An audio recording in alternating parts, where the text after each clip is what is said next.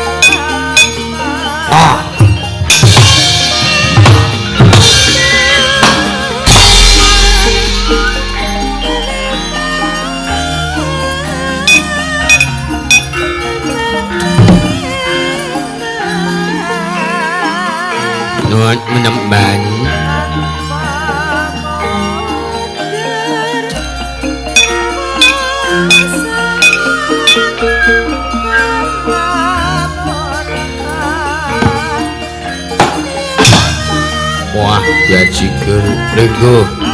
Percaya saja, Pak Cik.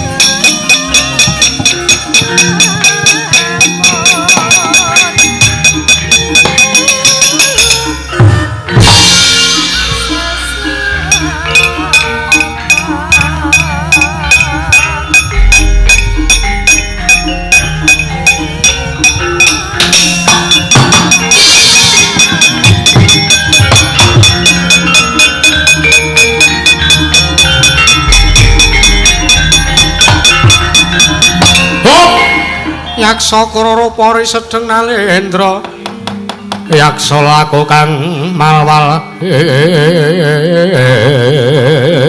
ingkang gambira marang angise siya ngamatu Prabawa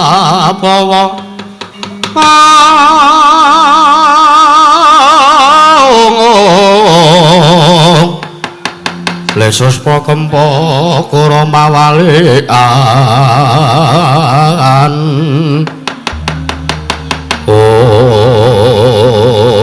alah salah Penemban nyadong dawuh timbalane Penemban Guru Yaksa. Wah iki kok jebol simpingan semene mbane semenake menyemban ngono nyadong dawuh Penemban ning kok nanti jagatane ngebak manyang ning kanem mimi. Penemban kula nyadong dawuh, Penemban. Penemban kula nyadong dawuh, Penemban kula nyadong dawuh. Penemban kula nyadong dawuh, nyadong dawuh. Nyadong dawuh, nyadong dawuh, nyadong dawuh. Lata bocah prajurit kula, Penemban. Aja padha kaget. Waktu dina iki padha tak awe ana ing alun-alun negara ing swela bumi. Sang Penemban Guru Yaksa nimbali saking prabdi prajurit wonten dawuh timbalan menapa, Penemban? Blaka suta wae jroning pasewakan aku didhawuhi dening Sinuwun Prabu Turangga Yaksa. Ya ratu Gustimu. Dawuhing Sang Prabu kinen ngebiyake gelaring baris sang para prajurit kabeh wae aja nganti kang cicir merga wektu dina iki bakal ana laku ingkang gedhe nggone nderekke nglawan Gustimu ya Gusti Patih Singa Mulang Jaya. Lho Gusti Patih Singa Mulang Jaya tindak dhateng pundi, Penemban? Tindak dhateng pundi, Penemban? Tindak dhateng pundi? Waktu dina iki dadi wujud Sardula Seta ingkang bangkit tata jalma ingkang wigati ya kuwi lumarap ana ing Maraja Negara Lisanpura. Ya kuwi minangkane ingkang dadi kekudangane Dewi Warsini. Merga mangertiya Ratu Gustimu Sinuwun Prabu Turangga Gendhiya Sinuwun Prabu Kuladara Gendhiya Prabu Turangga Yaksa kuwi gandrung kapiyandhem kelawan garwa Prameswari negara ing Lisanpura. Mula kang saka kuwi Sang Rekyana Patih Singa Mulang Jaya ngadawan supayane dusta tuwina nyidra kelawan Dewi Warsini. Mula kang saka kuwi kerek lampit brungkat kimbul gajah gelar Singa Barong. Para wadya kabeh wae klebu jim setan mriprayangan aja nganti kang keri dikepiyake ngabiyuki negara Lisanpura. Ngestaken dawuh, ngestaken dawuh, ngestaken dawuh, ngestaken dawuh, ngestaken dawuh, ngestaken dawuh. Lajeng mangkatipun prabdi prajurit pinjang menapa? Mangkatipun pinjang menapa? Mangkatipun pinjang menapa? Sangu boten, pinjang menapa? Ora sapadha kokean gunem sing tanpa guna mangkata dina iki. Kanca-kanca abdi prajurit, kula. Hari kelampit brungkat ki mul gajah gelar Singa Barong bakal ana laku gedhe ning Prajanegara Lesanpura.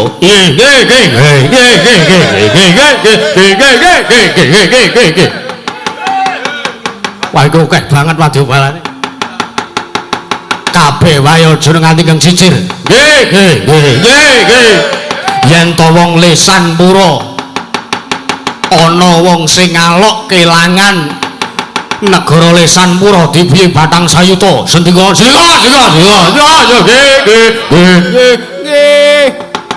Nanging yen to negara Lesanpura ning wong ngalok yen to kelangan putri luwih becik nungkul mundur teges wis sembada sing dadi jurite Gusti Patih Singamulang Jaya. Nggih.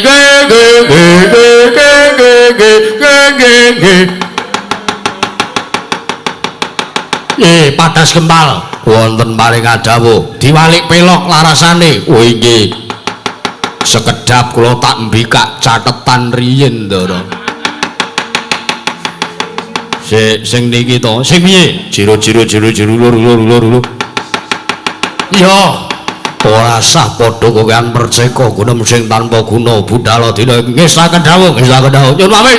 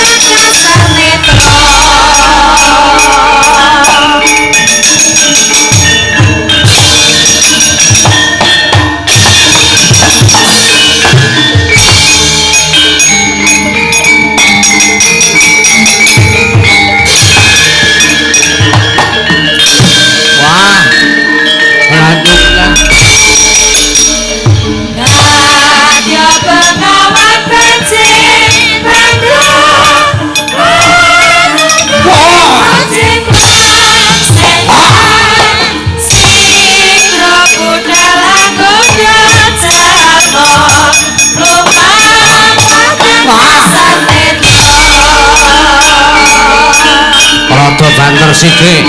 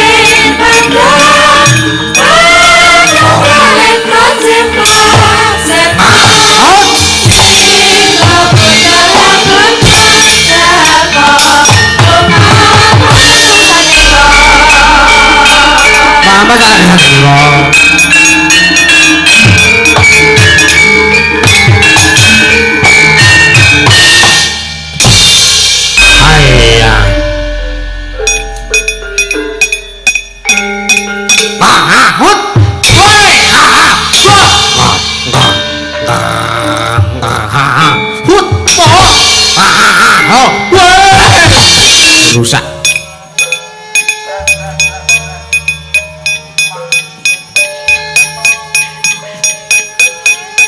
Dah. Ayo ca budal ca. Neng lesan pura. Nyolong bojone wong ca. Wah. Dewi Wersini dicolong. Nek wis terus disendhekke ning kulon pager ca. Wah, angger bar nampa sawer terus kocap nggo gara-gara mrana wis dur enek suarane. Ayo ca budal ca.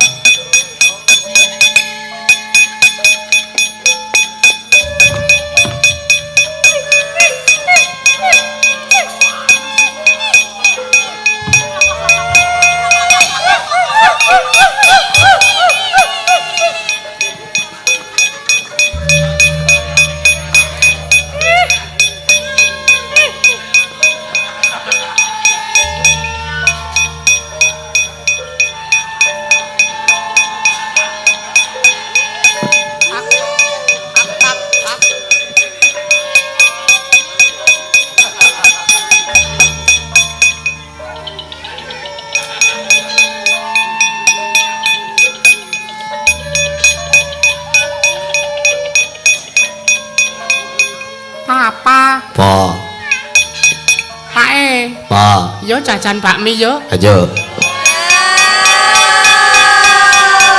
Nanti le jajan. Ah, nek ming ning ngrenteng ra enak. Lah terus nang ndi? Nene Pak Slamet yo, Pak yo. Wah yo. Pake ibu kok cerewet to kae ibu. Ibu wis nang omah wis stokno wae. Heeh, Pake. Kowe kathokan apa ora? Ora. Diomongi nek lelungan ki sok takon kathokan. Ora. Kathok ora nek fungsine kok, Pak. Mengki wangun-wangun. Ora maksude ki ben pirantimu ki aman. Ah, Pak. Yo, Pak yo. Selak ngelih, Pak. Sahur. Wahai pendiri bumi. Gajikan. Kita sahur.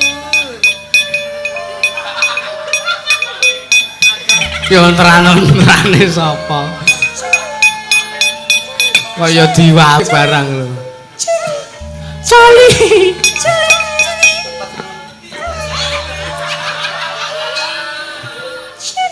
Kocong kedune kumat.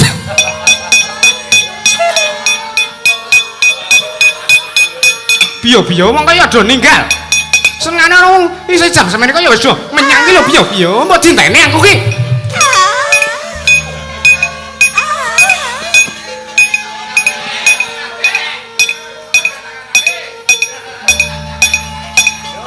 Ayo. Sena Triatmaja ayo. Yo.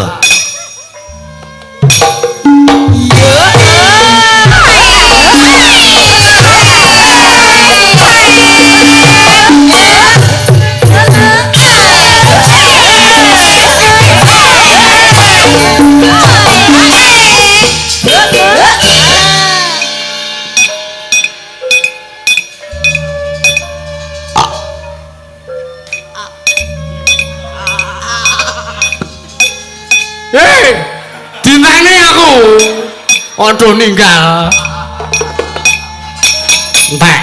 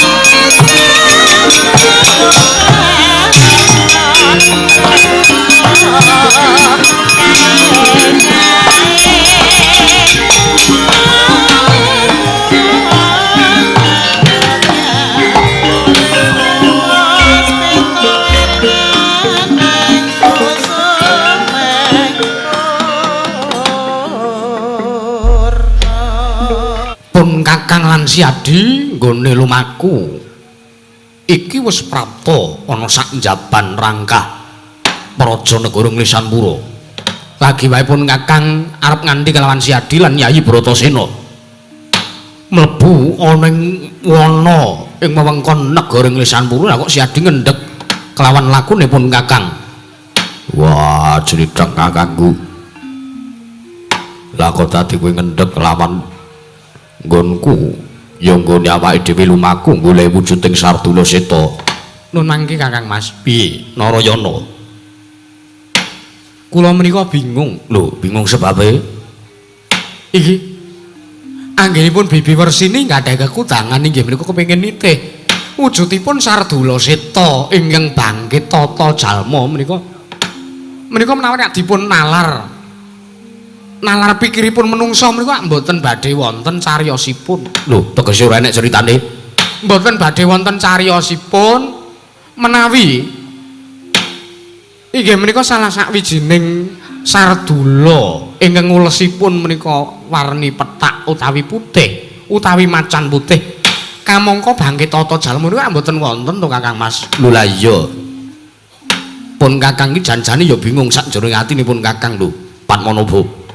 Mergo ora ana jamak lumrahe kewan kok iso omong kaya dene menungsa kuwi ora bakal ana critane. Lho lha nggih to? Ha iya. Ning prayogane ngene. Iki kados pundi?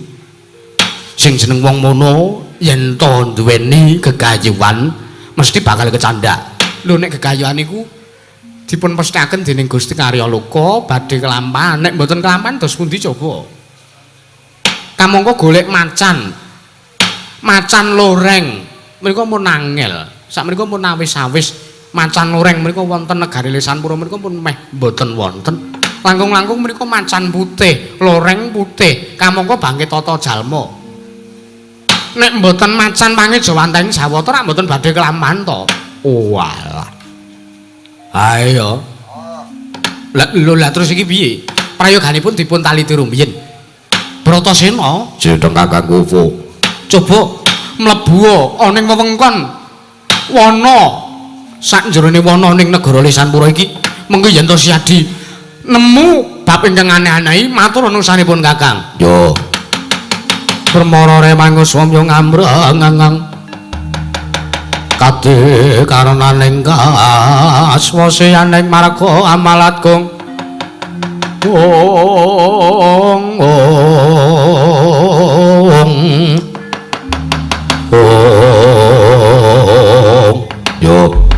Narayana kakangku aku njaluk pamit sing ati-ati sing prayitna Bratasena merga iki alas gawat kliwat gungliwang-liwung wingit kepati satu mara satu mati jalma mara mesti bali mung kaliaran ora usah kuwatir karo Bratasena. Aku wis satria sekti kalintang jayaning perang. Ora-orane yen to aku wedi karo wujude macan, gajah lan sak manunggalane. Ayo. Wah, senengane iso nyepelekke. Aku ki ora kok jeneng nyepelekke karo kowe. Ya nek aku ki reti nek kowe iki satria digdaya, reti nek kowe iki satria pengpengan. Yo. Nanging kaya aja kaya ngono kuwi. Aja ngegungke mangabisanmu. Sida kon golek ora? Sida. Wah, malah diuring-uring. Wis ora sadhe uring-uringan kono Bratasena gek mangkat. Jaluk wae.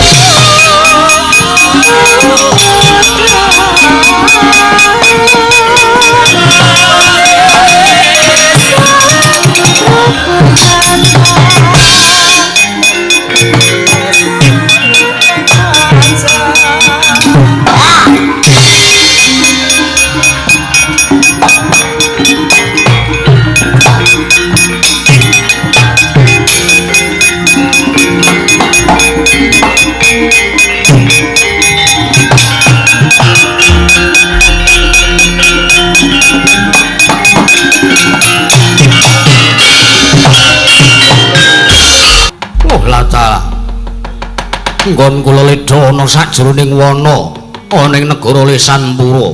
Kawit mau esuk aku ora mambu kringete menungso. Wah, apa ya bakal kelakon keraton negara Lesanpura tak cedhaki dhewe. Sebab aku ora ketemu karo suwijine menungso. Nayaka kawula saka negara Lesanpura. Mesti yen aku ketemu mung bakal tak takoni bab pawarta ingkang wis sumebar warata. Ya, ora apa-apa. Saora-orane aku wis iso nyawang kedaton negara Lesanpura. Bayo. Tak sawang saka kene kok katon mencorong tejane cetha. Iki sing digayuh dening Ratu Gustiku Sunan Prabu Trunggayaksa mapan ning negara ing Lesanpura. Prabu Setyajid. Ora mbok ulungke garwamu aja takon dosa karo tak amuk negara Lesanpura. Sapa grenengan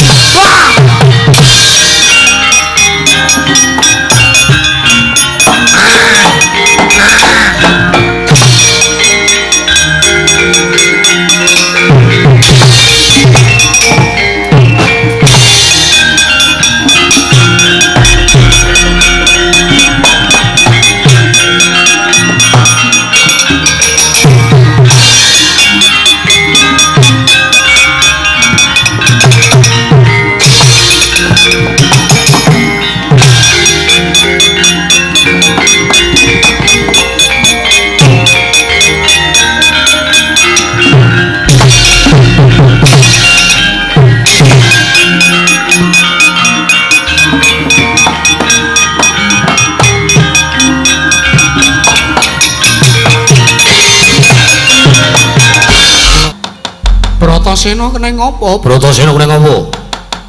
Tak sawang kuwi dengkulmu kok tatu ilas dicokot kewan. Piye eneng apa Bratasena? Eneng apa Bratasena? Jlitheng kakangku. Apa? Krakatana. Kokrasana. Kokrasana kakangku.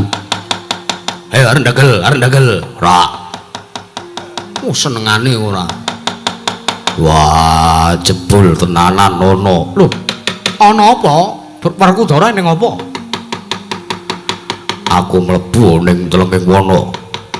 Aku krungu wong jagongan, aku krungu wong grenengan. Bareng tak cedhaki dudu kok menungso sing ngomongan kuwi.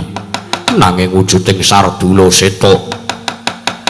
Lagi weruh aku. Dheweke klepat lunga. Tak uyak malah melayu, tak candak bunute laidak. Wah, malah nyatek dengkulku dadi doak-doak kaya ngene. Tak uyak wis ora kecandak. Mlebu ana sanjarane grumbul. Jlitheng kakangku, yen ngono pancen nyata sing dikarepe dening Bibi Wersini.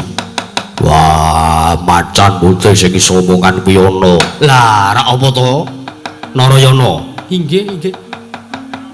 Aku kan wis omong, kok aku kan ora ya wis omong. Mesti sing digayuh dening titah ingkang lagi ketrima kuwi mesti bakal kasembadan apa sing dadi penjangkane. Lho lah inggih to Kakang Mas. Yo. Loh. Apa si Adi ora kelakon nyandak wujute macan putih? Ora kecandak. Lho, mbok yo mau ki dicandak, mbok yo mau ki dicekel. Wong si Adi ki duweni guna kasantikan pirang-pirang. Nggonmu meguru pendhita kana pendhita kene iki rak ya wis ora kurang-kurang to. Ayo. Wah, macane mlebu ning grumbul. Aku arep nguyah ora wis ora kecandak. Oh, Bratasena gedene semono kok mlebu nggon grumbul ora wani. Gatel. Wah, mung kebak ri. Kok nek malah bindul awakku mah kesonjo boyo. Kakang Mas, piye? Prayoganipun dipun taliti sareng-sareng. Oh iya. Ora wedi apa piye? Lho, Wedi sebabe apa? ngene mancane mangan kowe. Lho ora ya ora bakal kelakon. Wong wis ngomong si Adi wis ngerti dhewe. Macan kuwi iso tata jalma, iso omongan kaya wong. Rak ya mesti dijak jagongan sing apik-apik. Oh ngono. Iya. Ya wis Narayana tak kanthi mlebu ning alas Bratasena ayo kancanono aku. Yo. Aku tak ngenteni saka kene wae. Bratasena.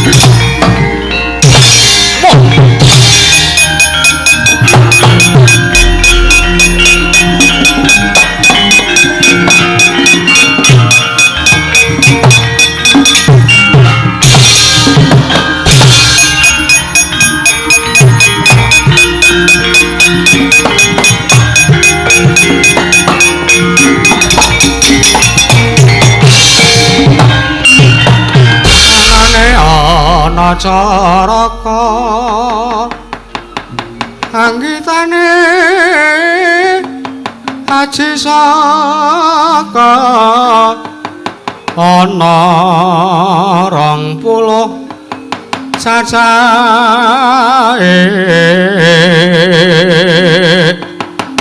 ping pisan ana caraka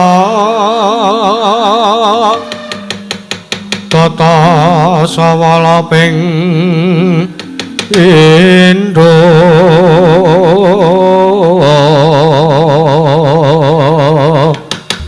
padha jayanya ping 3 ping 4 makapa tanga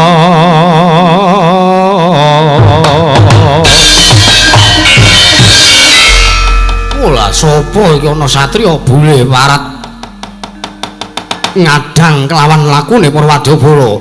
Lho, engko sik. Lah kok dadiane Wadabala segelas papan nang tengah alas iki dlarang apa? Wis apa parat? Lho. Ditakoni rong wangsulan genti takon, le takon genti karo muring-muring. Sabar to, Bos, Bos. Kowe iki isih enom aja sok kulino muring-muring. Mundak-mundak cepet tuwa. Cepet tuwa, cepet tuwa. Ayo. Aku tak takon karo kowe sapa? Kowe kok menang kalah ngadangi karo Raden Kakrasana? Walah iki to anak Mandura.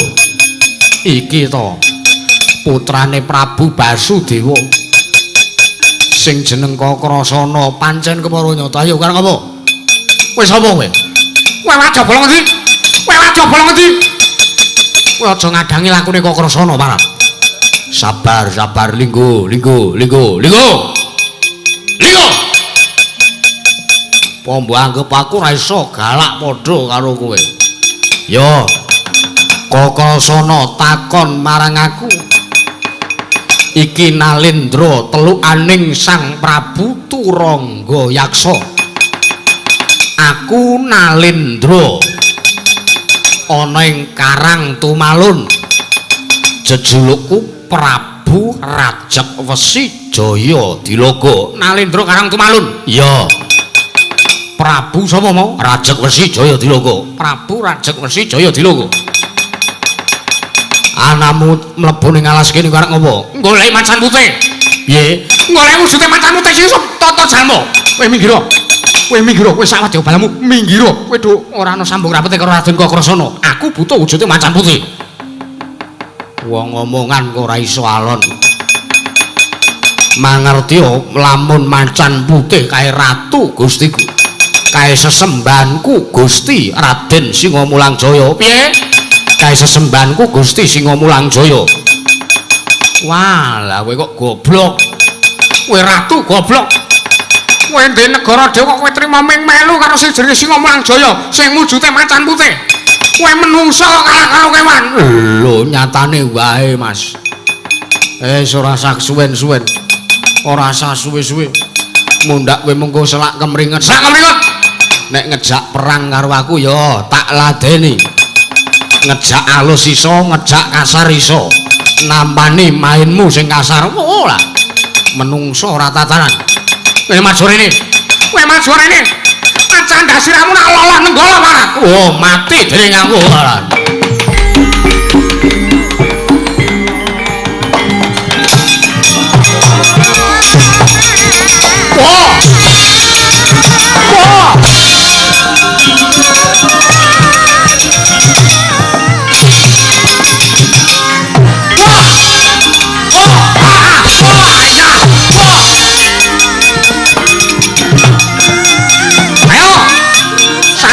Buri, kurang ajar Butono, kurang gamen bedati yo. Ora-orane aku dikrik mungsuh diapuran.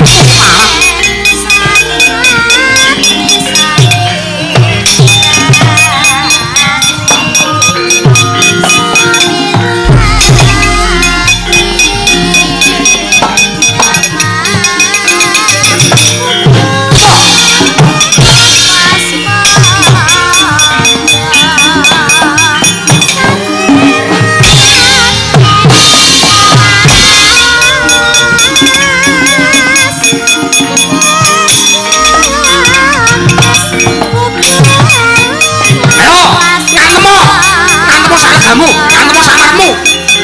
Ora-orane kok prasana dikrik mungsuh diapuramu. Ratu kok rupamu koyo manuk guwek. Rupamu koyo ngono diopeni marat. Oh, cangkemin crigis tenan.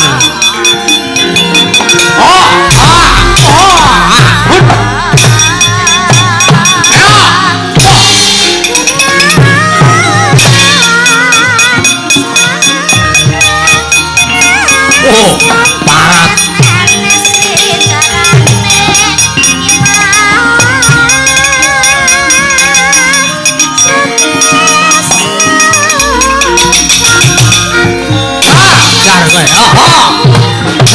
Ora iso glawake canda umbulke woi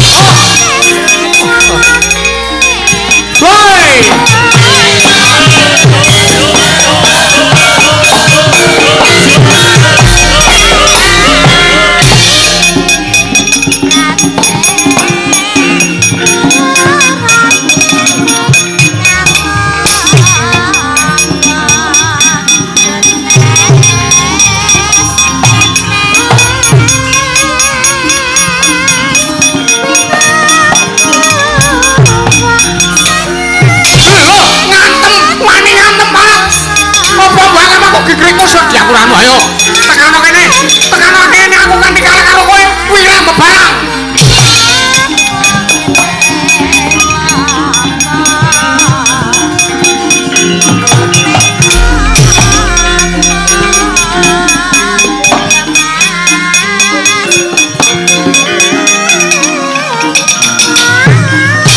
ayo tekano kene aku saling sandangan marat karena kanggo kae mau eman-eman kok yang larang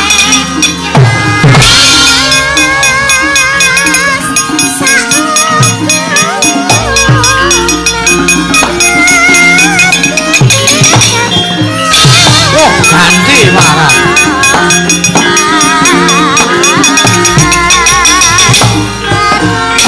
Ayo, sayu komoros kene buri. Ora kanca rubutan kurang gamen bedati. Rubutan kaya menjangan mati, ayo. Ora-orane aku dikrik musuh diapuramu.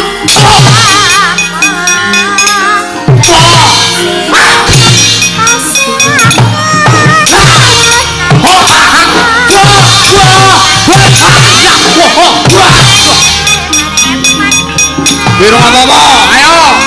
Maju tekan kene aku ora bakal wedi musuh diapuran.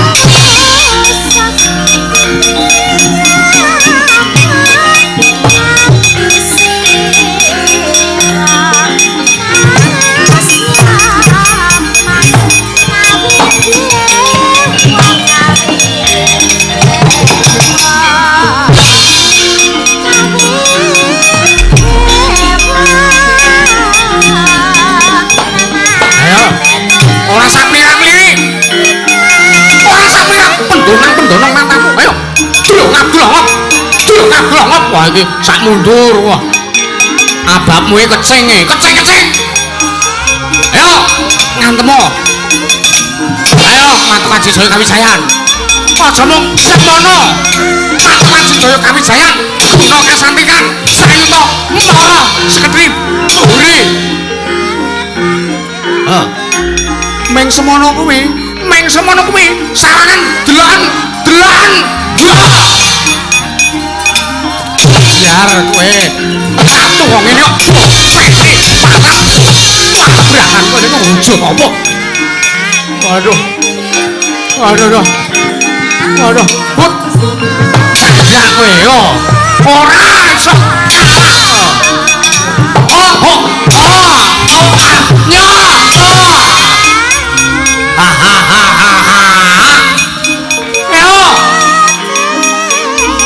Tekano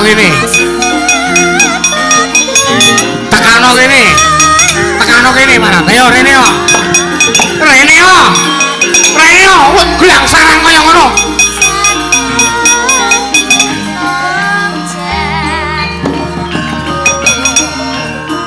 Apa ya kowe? Mboten.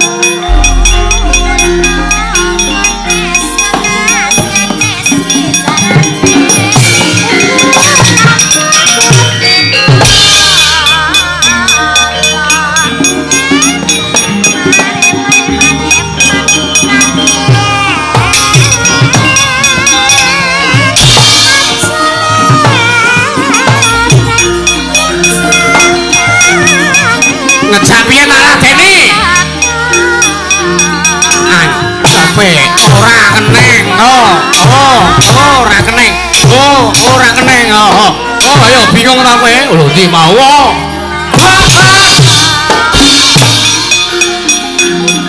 Padake. Kulino ngaret.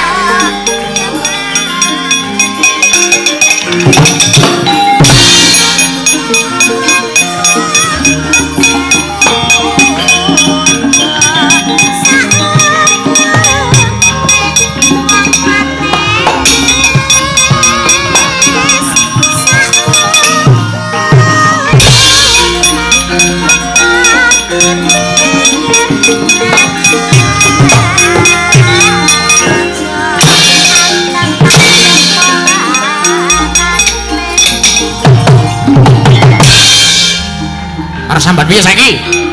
Tangi ayo tangi. Nek lanang nani goblok. Su. Ayo.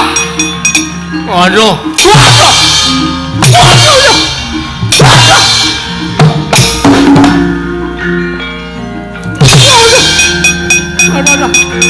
Waduh. Hei. Tangi. Nah.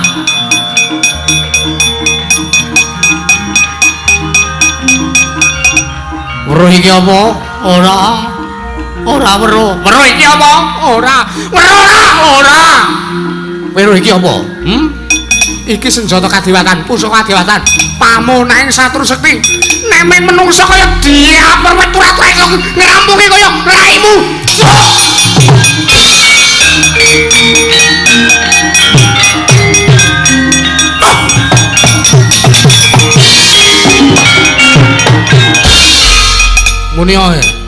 Munio. Ayo. Kon ngewangi balamu kae. Madum mlayu. Dorene. Mungsuh kok kalah. Isih meger-meger kaya ngene. Kok tinggal minggat. Semangkean Marat. Padak kaya tunggal kon maju. Ratu kok manuk guwek kok ngene kok diopeni. Ratu rupane kok kaki 1000 kok diopeni. Oh, liyane kon maju kene. Kancamu kon maju. Wis pecah barang ndasmu kok ora. Sih melek wae ora.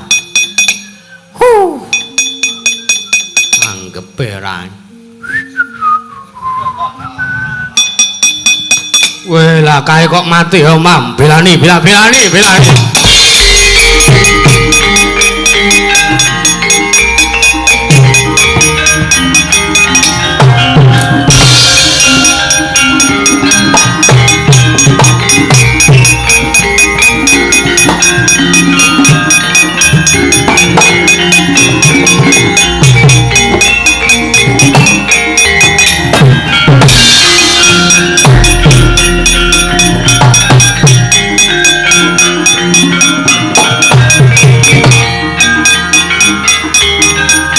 Kancane to iki.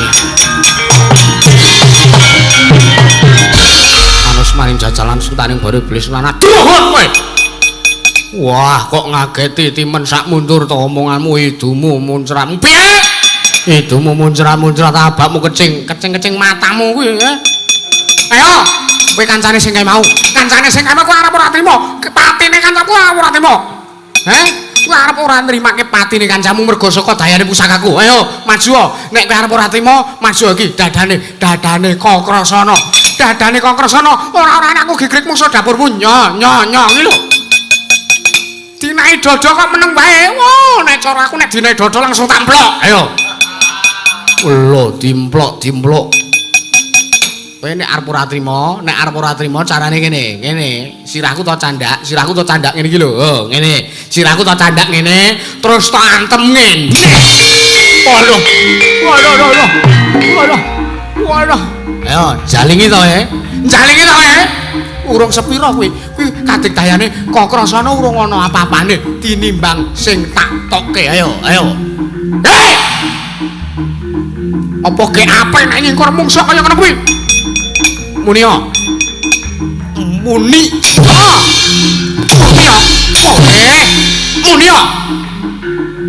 Wadya bolo kok celeng raimu. Waduh.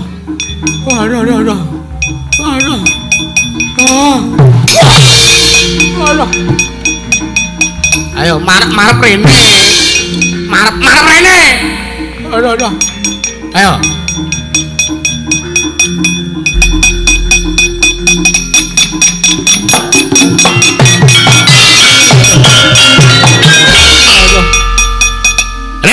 Rene. Aku tak takon karo kowe. Aku tak takon karo kowe wangsulan. Nggih, takon apa? Wah, ngrekoso tenan iki. Kowe pengen slamet apa pengen modar kowe? Pripun? Pengen slamet apa pengen urip? Slamet niku sing di omah. Ora caturan. Pengen urip apa pengen mati? Kula iya. Wah, pengen urip. Kowe nek pengen urip bali yo. Kowe nek pengen urip bali aja mepalangi karepe Raden Kokrasana. Nggonku bakal golek kalawan wujuding Sardula Sintong Bangi Tata Jalma. Nika macan putih. Gusti kula nika Gusti Patih Singa Mulang Jaya. Ora idep. Kowe pengen slamet to kowe? Kowe pengen mulih kepenak. Iso ketemu karo anak bojo. Mulya. M-U-L-I-L-I-H-O-H. Mulya. Nggih. Kula tak wangsul. Mulih ya gek mulih. Nggih niki diculke to niki. Niki diculke to Mas. Waduh. Wah, dadi tumenggung pisan kok Sanjaya ora usah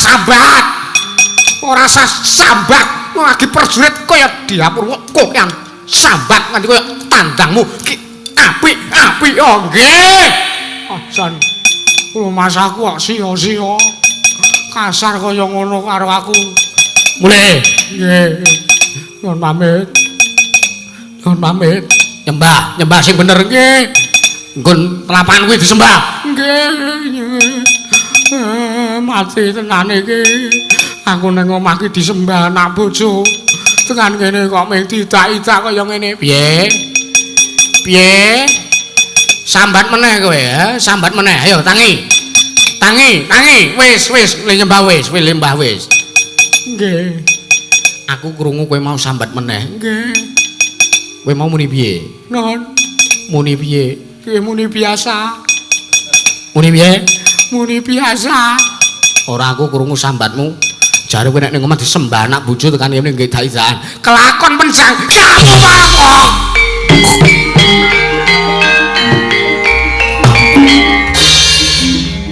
Anggepe setan alas iblis druhun marat.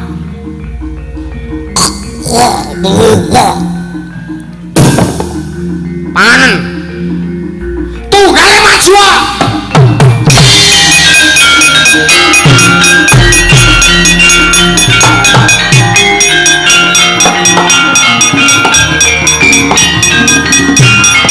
Ayo, sapa sing mrene?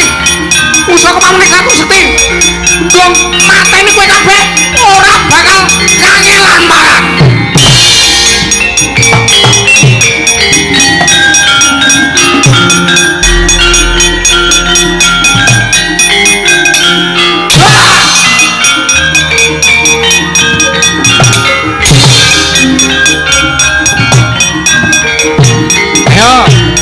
Ayo. Do tekano kene.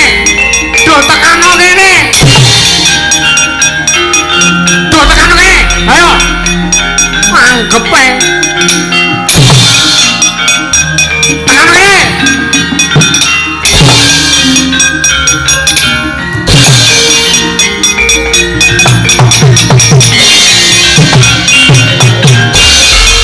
Arep semanggihan kowe, Ora sembodo karo lehmu budalan. Ayo. Wadya bengawan banjir bandang. Ayo saiki apa? Saiki wujude ming kaya ngene, dadine kaya ngene. Ayo. Liyane kon tekan kene. Anggepe sembedengan karo Kokrasana marat. Liyane kon tekan kene tak kon ngrasake dayaning Kyai Nenggala. Senengane kok ora ngremehke karo Raden Kokrasana. Diliyane kon tekan kene. Panos maning jajanan saring bawono iblis lan atut. Tekan kene ming sak nyuwane modar. Wah, mati dening ngangkok. Ayo, lak tumpuk sisan. Nimbon mungsuh kaya ngene jenenge. Liyane aja meng iki. Senengane kok ora. Apa dikira ning Kokrasana temandang iki apa dikira tenanan ngono apa piye? Oh.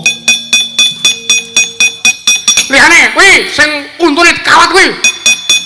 Wah, menungso ora tatanan. Kowe kok mateni wadya balaku kabeh. Kowe arep melu mati ngono apa piye? Kowe arep melu mati ngono apa piye? Nek iso mateni pat.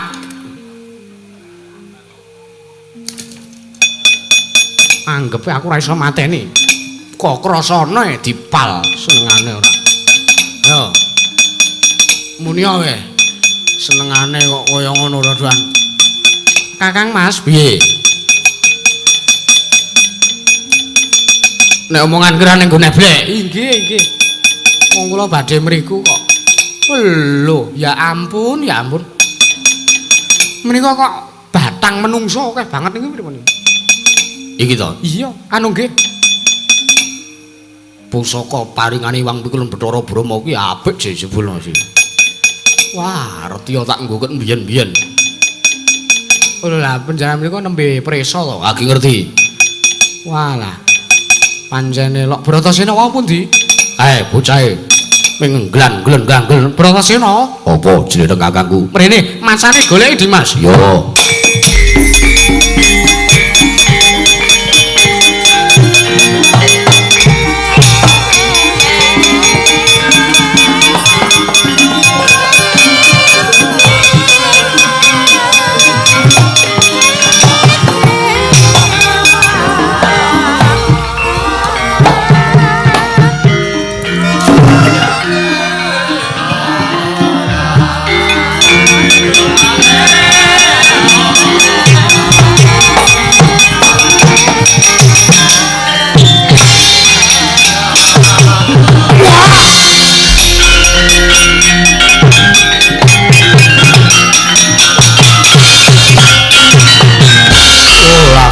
tilasan.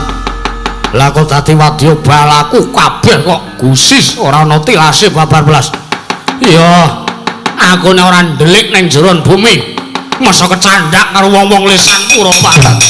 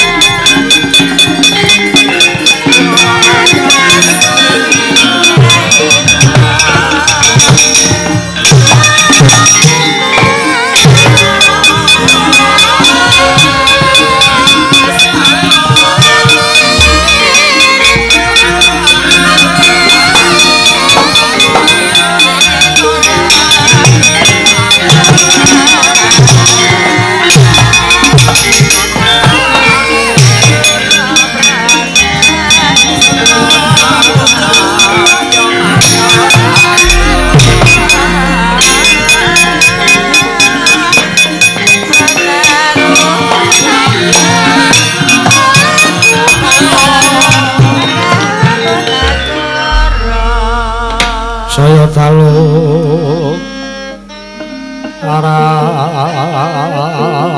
aras abyar sorot lintang kanggo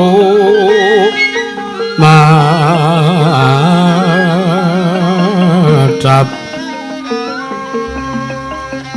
tetesonya madya Atri lumrang gantaning pos beta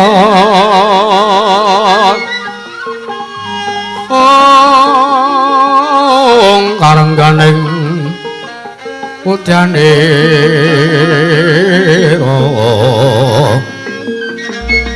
sang duca warom brangangan lir swaraning madu pranta manungsung sarining kembang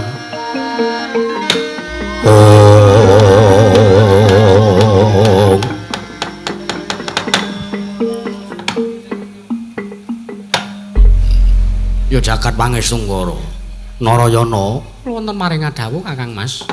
Walah jebul pusakaku ki ampuh. Lho lah nggih. Ah jelas cetha menika. Ha iya. Wah, kumaraula dibagaya mungsuh karo Kakrasana kakangku. Lho kowe mau ora nembung ya iki? Yen to Dimas Bratasena nembung karo pun Kakang mesti tak bagahi mungsuhe, ora tak entekke kaya mau. Yo. Lho, nanging menika nuwun sewu lho Kakang Mas. Piye Narayana piye? Sanes babakan okeh-okehan le mateni mungsuh ingkang kedah dipun rembag. Terus karepmu? Mundi dawuhipun Paman Prabu ing Lesanpura, Paman Prabu Setyajid. Kula kan panjenengan kedah madosi wonten pundi denungipun Sardula Seta ingkang bangkit tata jalma. Ingkang dados kekudanganipun Bibi Wersini. Wah, jagat pangestunggara. Lah iya ya, Narayana. Inggih. Wah, pun Kakang lagi wae kelingan bab perkara kuwi. Prayogane piye? Monggo dipun madosi wonten pundi dunungipun Sardula Seta kanthi kula badhe anganthi dumateng Nyayi Permadi Kakang Mas. Mangka hanggro sesumbar keter-pater mawa lindhu bumi konjing kumaluduk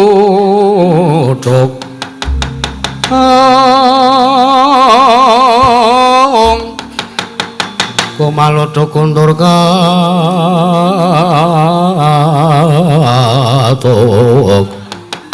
lumembak penyu kanggo mambang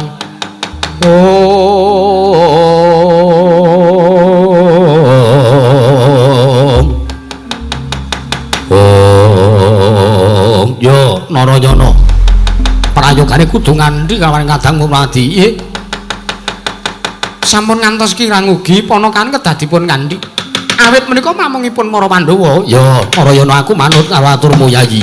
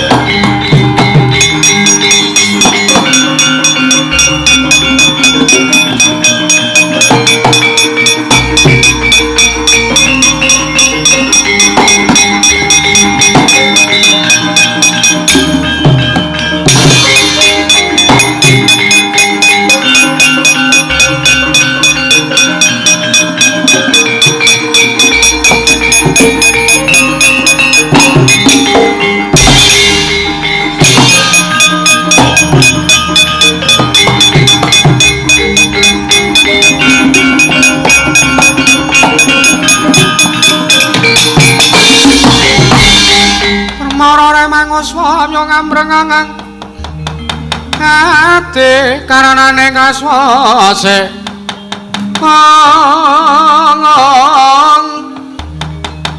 yane marga amal agung Tumiring Sang Gandha Wastrat maja lengleng lalu kanggo lati surya mangrang sang wayah.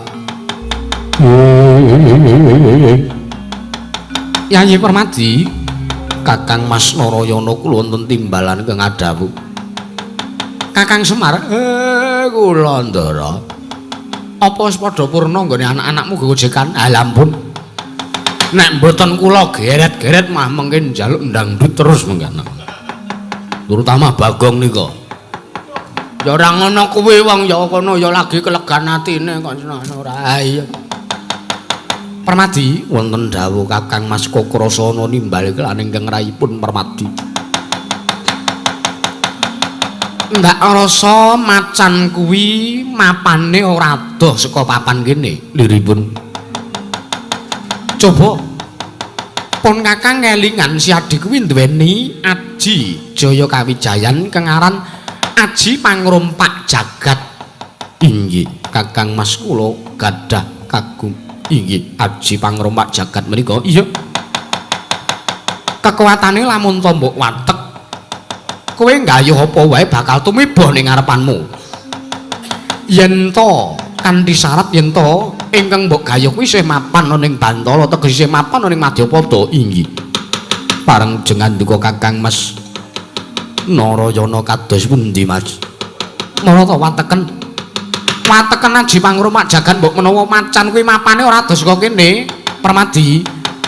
Walat mara Sang Arjuna semunira Kang kamanungsan kasrupan tingkahing mungsa. Sigra den watek dayaning Aji Pangrompak Jagat. Eling-eling satra tinamba kang dadi sedyane nalika semanten Sang Raden Arjuna matek dayaning Aji Pangrompak Jagat. Ampa kang dijangka lan apa kang sinedya bakal ana watanta taksih ngambah Bantala nalika semanten datan kanyana-nyana ingkang dawah wonten sak ngajenganing Sang Setya Margana nggih wujuding Sardula Seta ingkang bangkit tata jalma dawah jelok tumib wonten ngajenganing Sang Pamadya karo Kadyat Sangya para Pandhawa.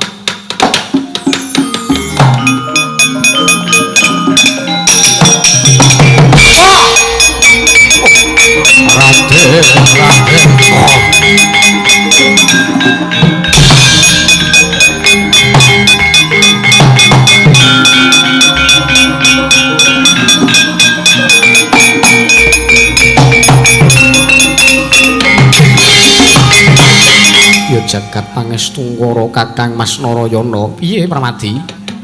Menika wujudipun Sardula Seta ingkang bangkit tata jalma. Sardula. Wonten dawuh Raden. Wonten dayaning kekiyatan ingkang nemahi dhateng jasadipun ingkang abdi. Satemah kula dawuh wonten ngajengan ndika Raden nuwun sewu menika sinten? Tepungke iki Narayana. Tepungke aku kok krasana. Sardula. Wah, kowe mau wis ngerti karo aku. Lah, menika sing nguyak kula wau. Aku Bratasena, Raden Bratasena. Yo. Tepungke aku sing matek dayane ngaji pangrumpak jagat. Mergo mangerti Sardula, aku mbutuhake kelawan kowe. Waduh. Lajeng labetan menapa kedah kula lampahi teka jengandika sami nimbali lan pratanipun ingkang abdi. Mangerti Sardula. Yen to pancen kowe bangkit tata jalma marata ngaku sapa jenengmu yen to pancen kowe duweni prajeka. Iki Raden. Karang kulina perang kembang ya Marya. Ah iya. Ndara Janaka ki apal jeneng-jeneng macan. Iki. Mbok Sudi mestani dateng jasad kula pun Singa Mulang Jaya. Kowe aran Singa Mulang Jaya inggih Raden. Mangerti wektu dina iki Kanjeng Bibi Wersini mbutuhake kelawan kowe merga panjenengane kersa nindakake siram jamas. Nanging syaraté kudu nitih. Gigirmu ya nitih wujuding Sardula Seta ingkang bangkit tata jalma. Waduh, lajeng kula kinen menapa? Yen kowe manut sartane ndaraturku, yen to isih kepengin kepenak nggonmu urip ing Madyapada manut kelawan Raden Permadi, kowe tak boyong ana ing negara Lesanpura. Duh, nyuwun pangapunten Raden. Kula menika senajan to wujuding kewan nanging kula mangertos kondhangipun Sang Raden Permadi menika satru ingkang sekti kalintang jayaning perang. Tur malih menawi mengsah wujuding Sardula, sanes kok wujuding kewan, aja kok wujuding buron wana. Sengandika Raden Permadi menika menawi mengsah wujuding buta. Menika tartemtu saged ngawonaken pramila kutimbang kedarang-darang gesangipun ingkang abdi. Kula namung bangun miturut kelawan dawuh sengandika Sang Raden Permadi. Mangkono. Iya, yen mangkono ayu tak tuduki ana ngendi ateke karaton negara Lesanpura. Monggo kula dhereng Raden. Kakang Mas Narayana menika sampun pikantuk. Walah. Bombonge kaya ngapa mindah Bibi Wersini, Kakang Mas Kokrasana? Ha iya. Walah, nyata iki mah sing diuyak-uyak karo Bratasena. Wah, Singa Mulang Jaya. Wonten dawuh Raden Bratasena. Aku njaluk pangapura. Lho, liripun mau buntutmu ta idak? Mboten napa-napa. Karang kula niki kaget. Nyumurupi tiyang kok agenge ora jamak-jamak. Ayo marata Singa Mulang Jaya yen to kowe manut ayo tak boyong ning negara Lesanpura. Monggo Raden Permadi kula dherekaken Raden. Ngersapaning sanda milik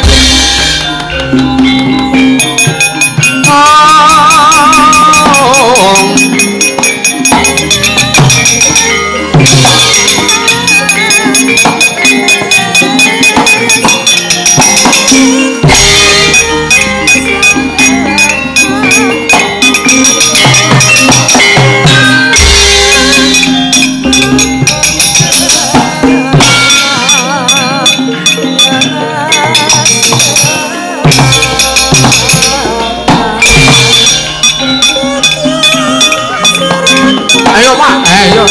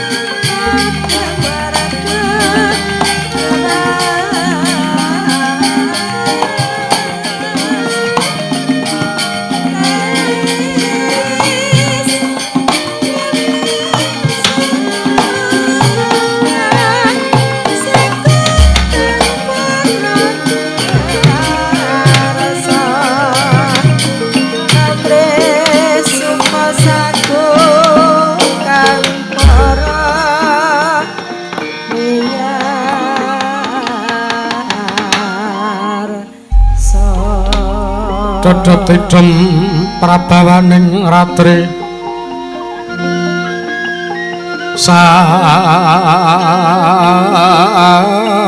satara wis manjer kaworyan tan kuciwa memanise manggap Sri Narteng dalu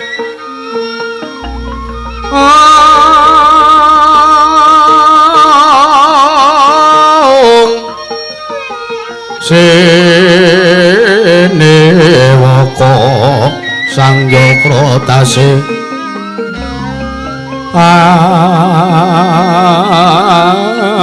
gelar neng Cakrawala winolat ngalangut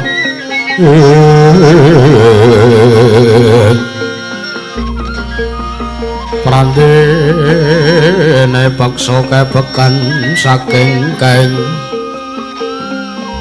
paranggana kang sumi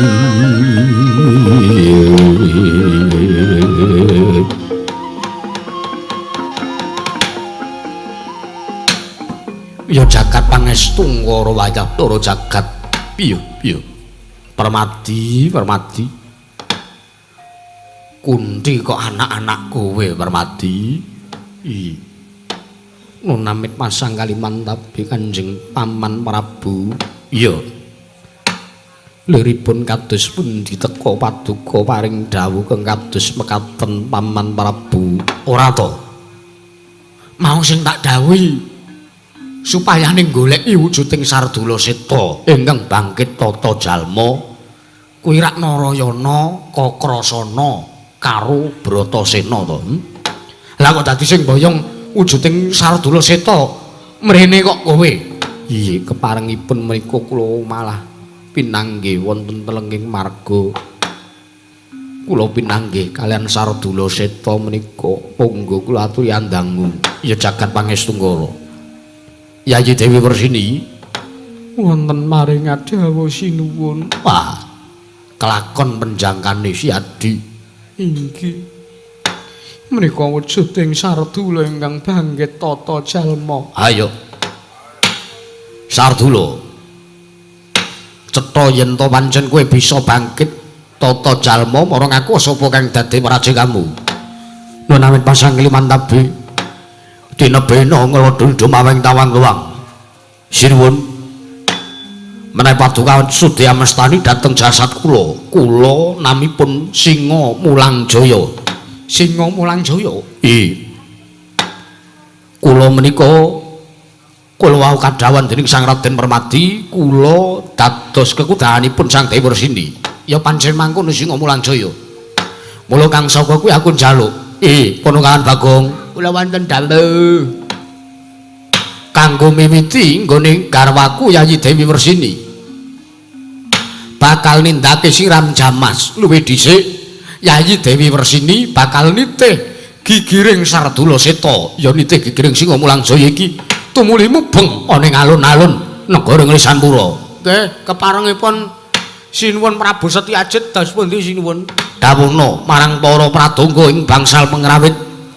Aku njaluk supayane nggone Yayi Dewi Resini nggone nindake upacara siram jamas iki mengko supayane diwenehi gamelan sing kae lho pinemolu. Napa niku? Pinemolu apa kae? Walah pelok barang. Lah ya kuwi. Nggih ngesaken dawuh. Truk. Sing ngenter udu aku, Gong. Sapa? Gareng. Wah, layakno cilik. Iya. Cilik potongan. Nah iki iket kowe gegeden e, Gong. Ikete mengo aku rong mengo. Nggih, monggo dipun leksanani, dipun tindaken kemawon. Yayi Dewi Resini ndak suwun supayane nggunakake busana ingkang trep sarta ingkang sakmurwat kelawan apa kang bakal siah dinindakake. Inggih ngestaken dawuh sinuwun. Pamadhare Jaka Lodang pranyata sasmita gaib gumalare dadi jangka sapa wae kang ngrantuk kanthi pitutuh yakti marti kang kesang rahayu yuwana tanes kala tan mingarke prating widi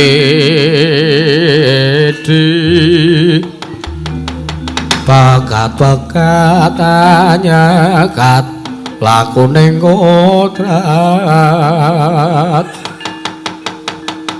menawi ngaten kula ingkang badhe dawuh kan Sardula menika supados tata-tata samapta ing gati sakwega diri Paman Prabu. Yo, babar pisan. Bagong Wonten dawuh pranata iringan tak pasrahke kowe. oh nggih, Reng. Iki engko nganggo srepek rantaman, Reng. Oh ya. Terus seseke Ya. mlebu neng petungane neng sampake sing rantaman ka lho, Reng. Oh ya. Halaman 9. Ya. Ya. Sing ngendang dikandani. Heeh. Sing balung barang sing ngendang tok kandhani tok, sing balung ra tok kandhani kok mung dong tak. Iya, Kang. Senengan ora. Nggih pun kok ditindakan sinuwun. Marata Dyaki. Yayi Dewi Resini samaplakna kabeh. Permadi sing ati-ati. Inggih ngestaken dawuh nyuwun pamit madal pasilan Paman Prabu.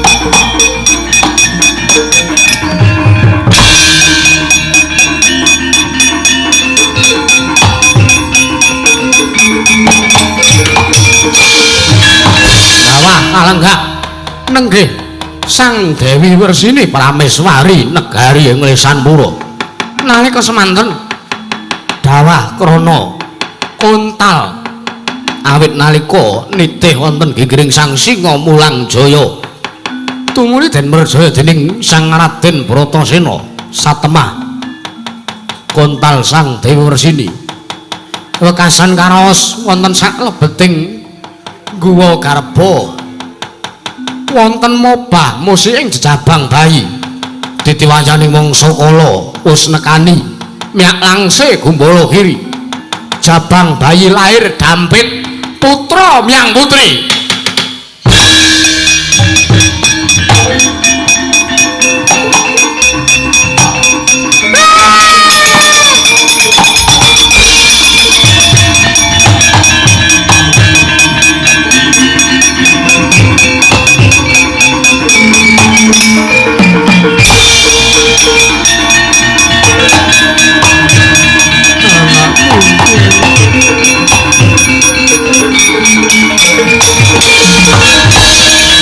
suram tiwang ora ngingen lir manguswa kang layon denya ilang memanise wadane layu kumalku jam ranyo maradani anakku nggih anakku kowe lahir dampit mongko kembar lanang lan wadon kahanane ibumu lagi kaya ngene kepiye nggih anakku cah bagus anakku cahayu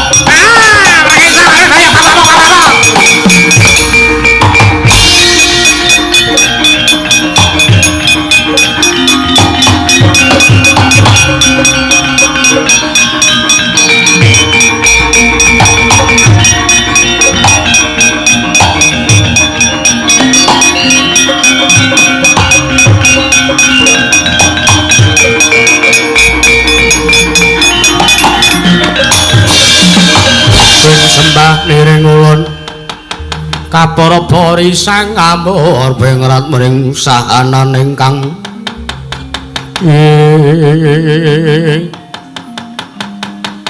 Astungkara sidam sekaring bawana langgeng Wersini kula wonten dawuh mriku Iwang Pikulun Manik Maya kaliyan Iwang Pikulun Narada perkincang marujayang Pak Wong Pak Mang Bu Bolong Ali Codhe sapa sing gawe lodolo ya.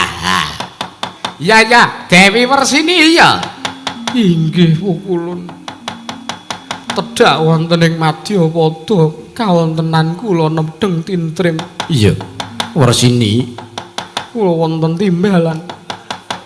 Kawuningono yektine nggon kita duweni kekudangan jeneng kita mota kepingin nitih wujuding Sardula Seta ingkang bangkit tata jalma kuwi yekti ing mengko gawe gara-garaning kayiwangan nganti panjenengan lumrapta ning Madyapada nanging mangertiya titah yen to duweni panjangka ya duweni gegayuhan mono teka dayaning gegayuhaning ngasih gawe kayiwangan kesasapan hawa panas yekti titah mono bakal nampa wujuding kanugrahan keparang paduka Pukulun Manik Maya sumurupa panjenengan ulun wis nggawa wujuding gendhoga isi banyu gigi iki ora mung dadekake atmaja kita sakloron banjur dewasa nanging banyu gigi iki uga sinebut banyu wahyu katentreman teges gendhoga iki isine wahyu katentreman Wersini ayo pancen bener mangkono Wersini mula ngangsaka kuwi lho dawuh kelawan jeneng kita supayane masrake atmaja kita sakloron mengkone bakal ginuyang wujuding banyu gegeh Dening Adi Pramesti Bathara Guru supayane dipangku dilela-lela dening Hyang Adi Pramesti Bathara Guru. Mekaten Pukulun. Iya. Inggih menawi saestu mekaten kula namung sendika nderek dawuh paduka. Iya marata diakip masrah Watmaja kita kelan panjenengan Ulun Wersini.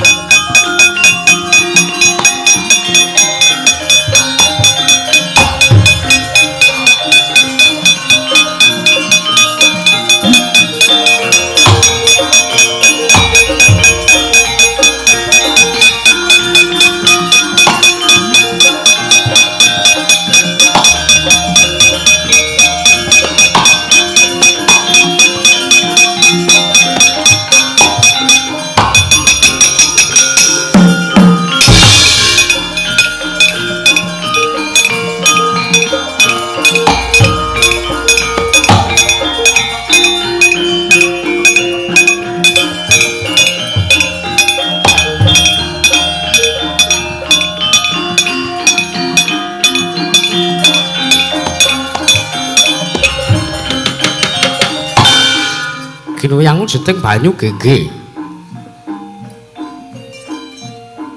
Jabang bayi kekalih atmajaning Sang Dewi Wersini. Nalika semanten Sang Hyang Manikmaya amangku tuwin amomong punang jabang bayi kekalih. Kinuyang jeding toya gege. Eling-eling toya ingkang mawi kanugrahan aran wahyu katentreman. Dayane sak dewasanipun ingkang putra kalih dayane anemahi kawula sak praja negaring Lesanpura sak temah dadi ayem tata titi tentrem negaring Lesanpura dados negari ingkang majinamatan daya dinayan gemari pahla jinawi kocaping sak mangke ado saka rubeda resik saka sengkala dadi ayem tata titi tur tentrem negaring Lesanpura wae.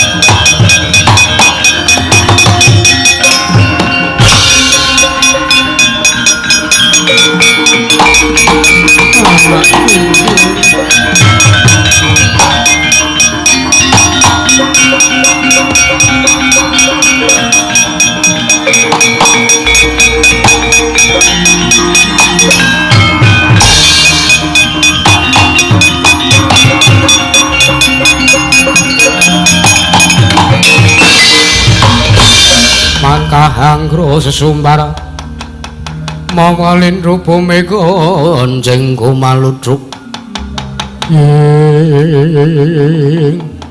anakku nggih anakku cah bagus lan kowe anakku cah ayu. Kanjeng Ibu iki. Kanjeng Ibu iki. Wah, lah kok gedhe anake karo mbakne kae piye kae. Ha janis. Mbakne memeng sakmono awake kok. Lah kok anake bae. Menapa menika kang dipun wastani ta Bro Tadi Guru? Kakang Raja. Sampun ngantos kados mekaten menika titah paduka piyambak. Lah iki kula menika namung takon kok. Menggenahke kok.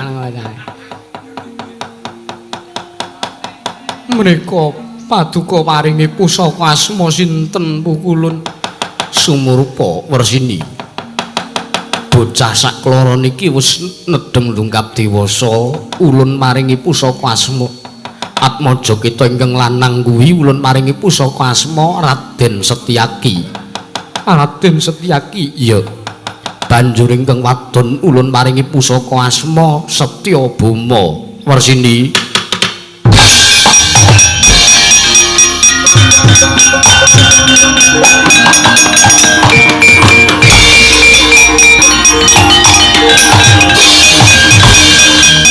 Ngaturaken panuwun ingkang tanpa pepindhan nanging aja enak kapian nak. Merga wektu dina iki negara Lesanpura ketaman Parangmuka. desane Waluya Nirmala Temajati kalampun to setyake ing mabjoning pabaratan nyun pamit pukulun.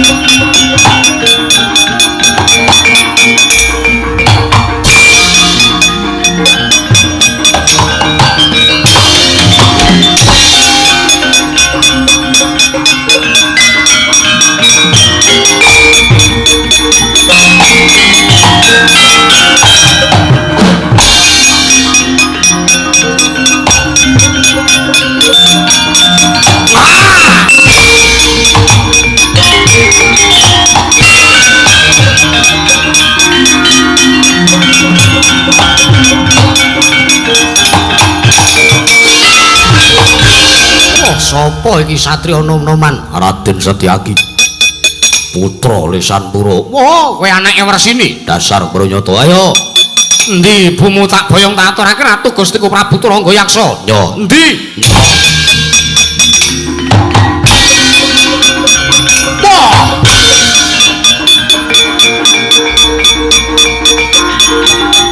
Wah!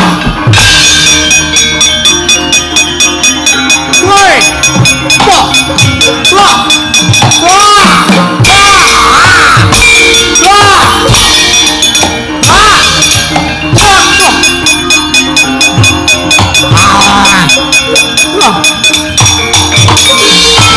Sinandhak mastakaning Sang Singa Mulangjaya dening Sang Raden Setyaki.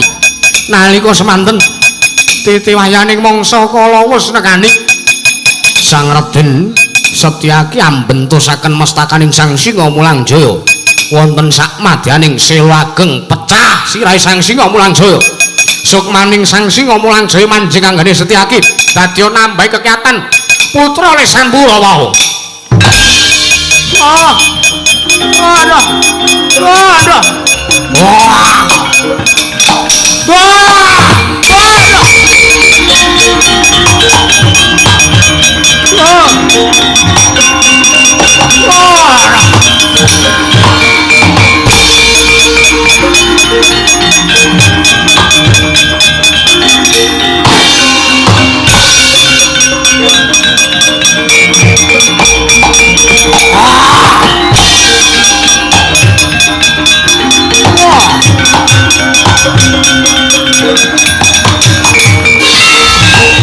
Parat menungso ora tatanan yo tak sawang saka kene lah kok senopatiku gugur. Iki Ratu Gustine Singa Mulangjaya Prabu Turangga Yaksa sirnakna warat.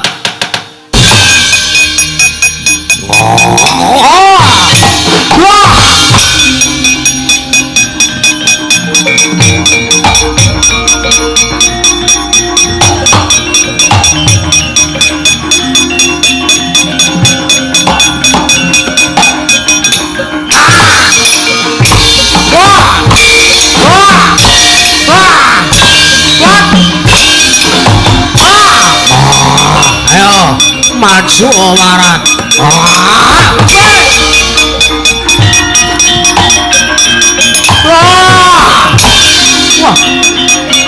Waduh. Wah.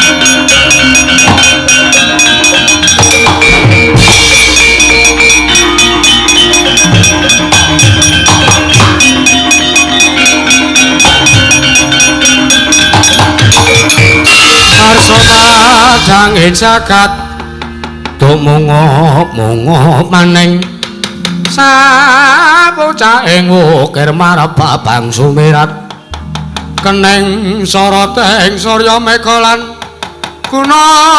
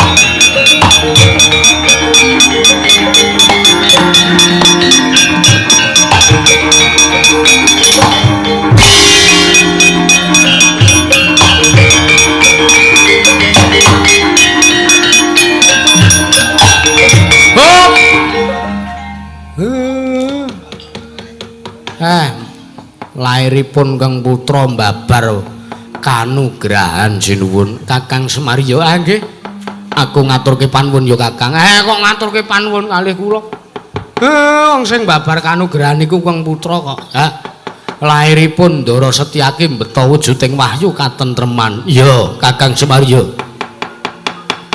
Kakang Semar ngaturke panuwun kula sing ngaturke panuwun Ndara Narayana iya Kakang walah ora ngira babar wisan yen to bojoku garwaku iso nglairke anak dampit nggih malah kula tak nyuwun pamit merga niki anak-anak kula ajeng enten acara gelar potensi lho lah kok teko kesusu timen Kakang Semar nggih jam 8 mengke pun nglumpuk jam 6 niku blocking persiapan make up lan sak panunggalanipun ngono nggih ya wis aku malah ngaturke panuwun Kakang Semar. Wah, anakku cah bagus Setyaki. Rama Prabu Setyajid bekti kula kunjuk. Ya, tak tampa nggih pangestuku tamanono. Kawula nuli kula pundi. Suwan mriki randang. Lah tanggah mriki nggih, sinuwun. Ya. Nggih. Malah kula ngaturaken matur nuwun sedaya lepat kula nyuwun pangapunten rahayu Kang Samya tinemu. Rahayu Kang Samya pinanggih Bagong. Pripun, Pak?